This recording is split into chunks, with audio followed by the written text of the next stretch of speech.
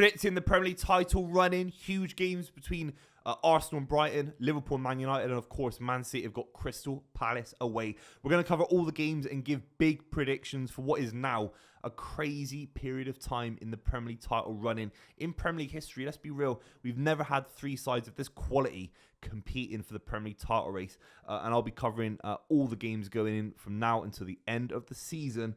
But we're going to do our predictions for this match round. Absolutely huge. We're going to start off with Brighton versus Arsenal. I think the gleam, I think the shine of Brighton has worn off a little bit. I still think they're doing fantastic to be in the top half of the table and in Europe.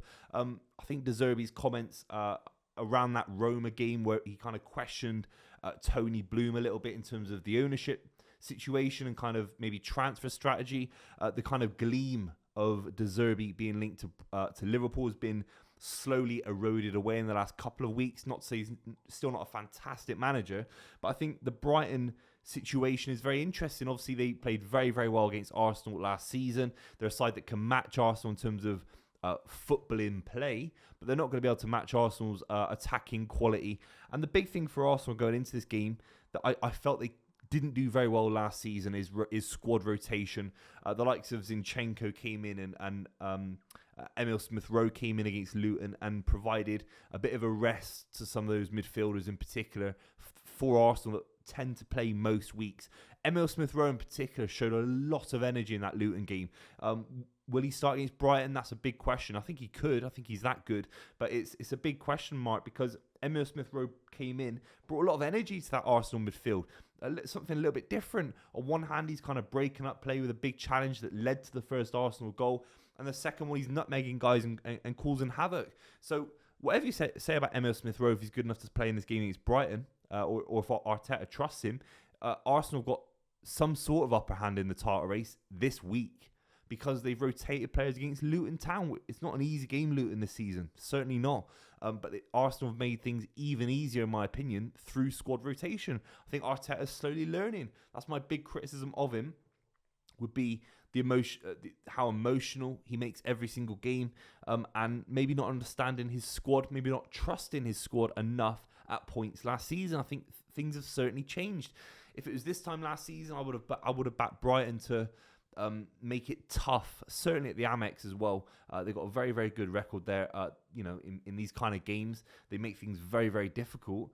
But then I look at Arsenal's away form, certainly since the start of the year, the kind of 6s and 5s they're putting against the likes of West Ham, Sheffield United. Obviously, we can say a lot of things about Arsenal in terms of them being the best at X, but they're the best away side in the league this season based on the amount of goals and chances that they don't give away. They are frugal defensively. They are almost the perfect away side in terms of having those 4 centre-backs. I expect Kirill to come back if he's fully fit. He's been fantastic in my opinion at left back. Ben White at right back with the Golden brothers at centre back in terms of Gabriel and Saliba. They are the perfect away side. I don't think Brighton will get many opportunities. They might have a lot of the ball, but this Arsenal side, compared to maybe the latter years of Arsene Wenger, compared to Unai Emery, compared to early Arteta, who, the Arsenal identity was to keep a lot of the ball and be beautiful on it. I think Arteta has slowly transformed and maybe taken a leaf out of Guardiola's book to realise that you don't need much of the ball. And obviously they surrendered 78% possession to Man City and were celebrating a 0-0 because they knew how much it mattered to keep up the pace with Man City and Liverpool. So I think they'll be happy to give Brighton 60% of the possession, but have 3 or 4 cutthroat chances that I think Arsenal will score. Leave me your predictions down below for this game. I'm going 3-1 Arsenal. I don't see any way that Brighton win this game, in my opinion. We have to talk about the big one, Man United versus Liverpool. I'll cover Man City, Crystal Palace at the end of the video. But we have to talk about the biggest game in English football in terms of from a traditional standpoint. We have to talk about the narrative being absolutely incredible because of how Liverpool got back into the game against Sheffield United. But we have to talk about Man United. They're falling apart. Honestly, Man United have put in some fantastic performances. Ironically, their best performance of the season, arguably, at least from an entertainment standpoint, because this Man United side are dross to watch. They really are. But the most entertaining, the best result for Man United this season, Eric Ten Hag, has to be the FA Cup win. It gives Man United a platform to win the FA Cup outright. They're still in it, obviously, against Coventry. And despite all that, they were absolutely fantastic. Anthony scoring an unbelievable goal. They were electric, Man United. There's no question about it. Despite all that, they're in a winning position against Brentford. They're in a winning position against Chelsea. And they throw it away. There must be about 8 or 9 minutes of time between those two games left in the matches where Man United are in a winning position and they throw away winning positions. And they only have to hold on for 8 to 10 minutes. Absolutely ridiculous. This Man United side got no bottle. They got no desire. They don't know what they're fighting for week in, week out. They've got quality, clearly, to smash a Jurgen Klopp side in an FA Cup game.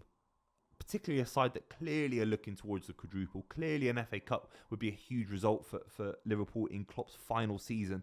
So Man United can have the quality to string a performance together like that. Can have the quality to outscore Liverpool. Then the following weeks, it's so poor. It's so benign. And this Man United side against Liverpool, will they rock up? They got the capability to score, to make it a high-scoring game.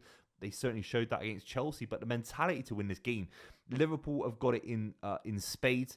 How can Liverpool lose the Man United game in the FA Cup and come out with more confidence, come out with more belief, come out caring less about the loss than Man United cared about the win? It's absolutely criminal.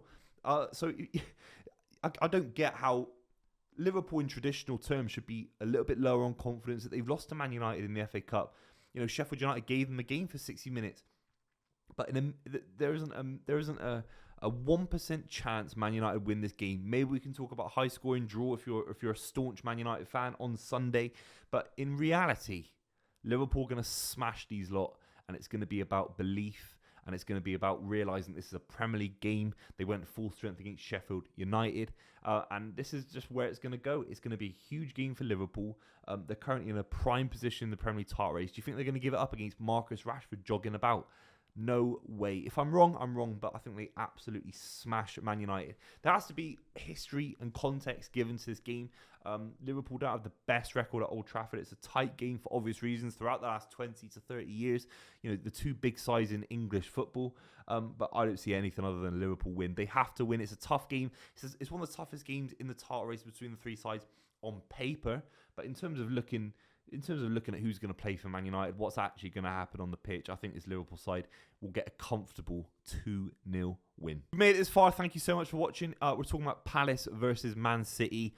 In the last couple of results, between whether it's home or away, Palace have taken points or a point off of Man City. There's been a few 0-0s at Selhurst Park. I remember going to one, I think it was New Year's Eve, in the Centurion season where Ederson saved a penalty last minute. It's a hard place to go. Last season it was a 1-0 win, I think it was, for City, but it's a very, very hard place to go for Man City. And Palace obviously rock up at the Etihad usually and get results as well. So Palace at Selhurst Park, I think they've had a little bit of a bounce after Roy Hodgson leaving, of course. But ultimately, Man City look very, very good. The Aston Villa result was huge. Phil Foden will be looking to play every minute of every game. He's fully fit. He's young and vibrant enough to do that. And I think basically the City side will revolve around whatever happens to Phil Foden now. Obviously, De Bruyne's got a huge role. Obviously, the likes of Ruben Diaz and John Stones get him back fully fit. Rodri as well, of course, and Erling Haaland. There's a lot of talent. All three sides have got a lot of talent. But I think for me, it's going to be like a Phil Foden swan song. Even though he's not leaving, it's a kind of the highlight reel. I think he's going to be in this kind of focused form. And we see it with Man City players with Guardiola. Guardiola loves to kind of narrow down a player's kind of range of form.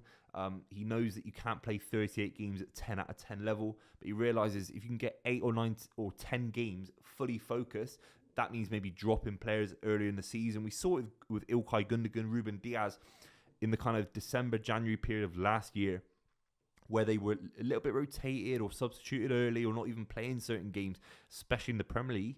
I remember for Ruben Diaz. But then the final 15, the final 10, the final 8, they look supremely fit. They look supremely sharp. And I think Phil Foden could be that kind of player that Guardiola focuses and kind of channels the energy through, because I think he realises that the form of Foden is at the highest level at the club at the moment. He'll be looking to pick up space against Crystal Palace. Again, Phil Foden's one of those players that you can't really mark, you can't really contend with, as long as he's playing in a number 10 position when he was kind of pushed out wide, which I was so frustrated about with Kovacic coming in against Arsenal, so frustrated. Then you can isolate him, you can kind of stretch him away from the danger zones of a football pitch. But against Palace, play him down the middle and he will influence things. I think, all spoilers given, that all three sides win. I think City will win this 1-0. But it will get, as we get closer to the end of the season, about goal difference. It'll be about how you smash sides.